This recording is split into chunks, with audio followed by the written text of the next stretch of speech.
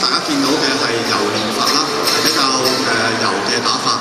咁跟住落嚟咧，周師傅為我哋表演嘅係拳架，咁啊表演係拳光嘅一面。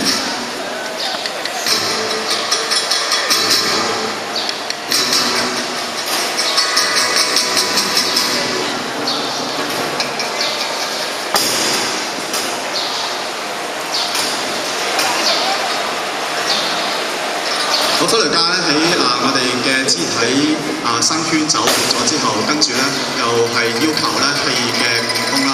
咁當伸圈走換氣亦都夠貫通嘅時候咧，跟住落嚟下一步練習咧就係發拳嘅練習啦。